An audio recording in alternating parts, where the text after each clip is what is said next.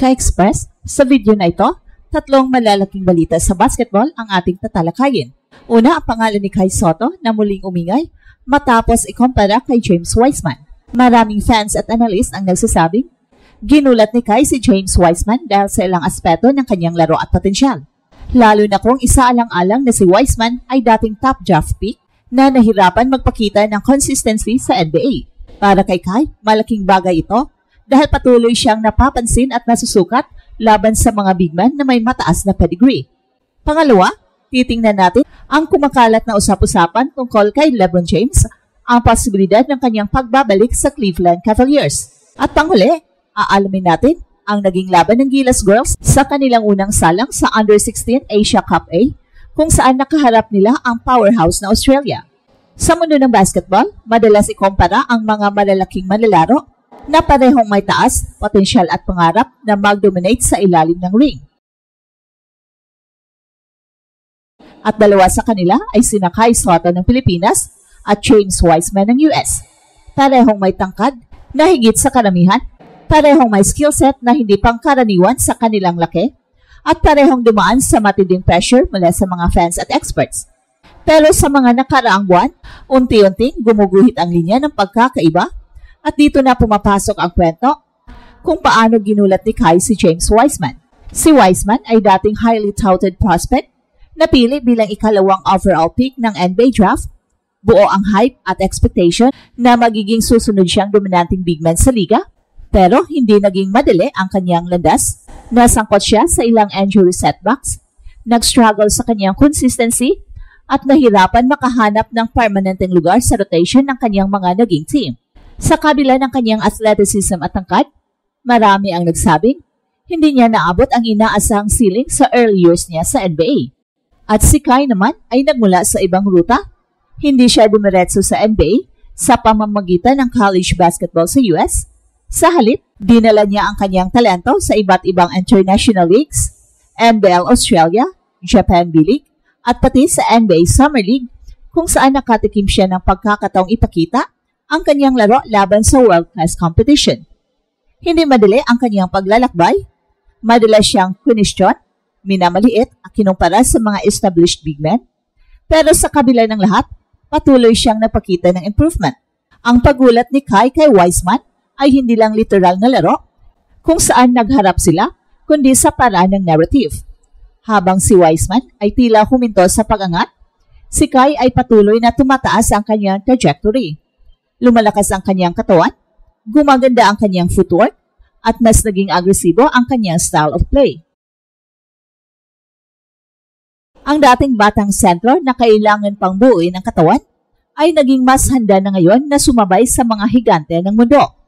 At sa mga mata ng Pinoy fans, ang bawat hakbang ni Kai ay hindi lang personal na laban, kundi laban ng buong bansa.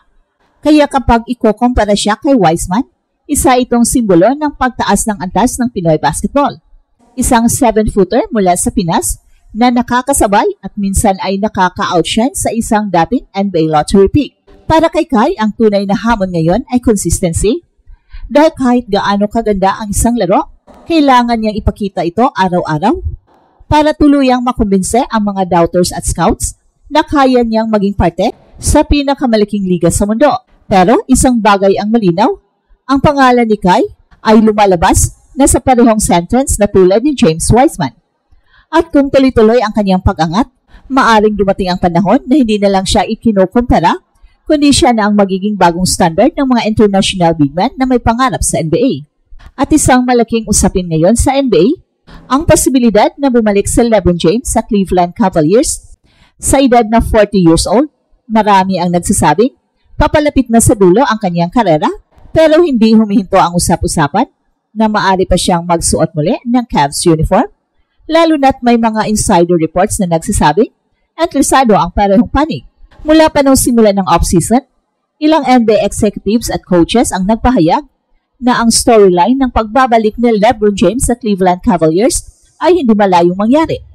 May sentimental value ito dahil dito nagsimula ang kanyang professional career at dito rin niya ibinigay ang unang championship ng franchise noong 2016. Ang narrative ng isang huling dance sa Cavs kasama ang bagong henerasyon ng mga batang bituin gaya ni Donovan Mitchell at Evan Mobley, ay siguradong magpapainit sa buong liga. At para kay LeBron, ang isa pang dahilan na binibigyang pansin ng mga insiders ay ang kanyang kagustuhan na makalaro ang anak niyang si Bronny James. Kung mapapanatili ng Cavaliers si Bronny o makagawa ng paraan para maipasok siya sa roster, mas lalong lalakas ang posibilidad ng pagbabalik. Ayon sa ilang analyst, magiging makasaysayan ito kung mangyayari. Isang ama at anak na magkasama sa kupunang nagbigay ng pinakamatinding emosyon sa career ni LeBron James.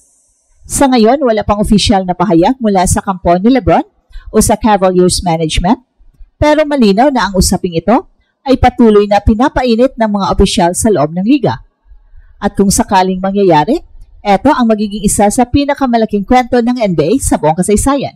Pero hindi naging madali ang unang laban ng Gilas Girls sa FIBA Under-16 Women's Asia Cup matapos silang talunin ng powerhouse team na Australia. Sa kanilang debut game, agad na nasilayan ang malaking agwat sa experience, size at execution sa pagitan ng dalawang kupunan. Bagamat ipinakita ng mga batang Pinay ang kanilang determinasyon, hindi kinaya ng kanilang opensa at depensa ang matinding pressure ng Australians. Sa first half pa lang, pinapahirapan na ng Australia ang Gilas Girls sa paint at sa rebounding battle. Dahil sa tangkad at lakas ng kanilang frontline, maraming second chance points ang nakalap ng kalaban. Subalit hindi nagkulang sa puso ang ating mga kabataan. Sa bawat pagkakataong makalapit, sinubukan nilang gumamit ng bilis at outside shooting para makahabol. At sa second half ng laro, mas lumayo ang Australia matapos nilang pagandahin ang ball movement at patuloy na i-exploit ang kanilang advantage sa ilalim. Nahirapan din ang Gilas Girls na makahanap ng consistent scoring option, dahilan para lalo pang lumaki ang kalamangan. Gayunpaman, ipinakita ng kupunan ang kanilang fighting spirit hanggang sa huli. Hindi sumusuko kahit kitang-kita na ang kontrol ng Australia sa laro. At para sa coaching staff, ang unang laban na ito ay malaking learning experience. Makikita rito ang mga aspeto na dapat pang trabahuin tulad ng depensa sa ilalim, mas maayos na spacing sa opensa, at ang kumpiyansa sa pag-atake. Bagamat talo sa debut, ito rin ay nagsisilbing simula ng kanilang paglalakbay sa torneo at pagkakataon na mahasa laban sa pinakamalalakas na kupunan sa rehiyon. Well, sa kabila ng kabiguan, malinaw na may pundasyon at potensyal ang Gilas Girls. At ang tanong na lang ay kung gaano kabilis nilang matutunan ang aral ng kanilang unang pagsubok para makabangon sa susunod na laban. At ito ang Express Info kung saan bawat kwento, ginulat ang mundo. Don't forget to like and subscribe.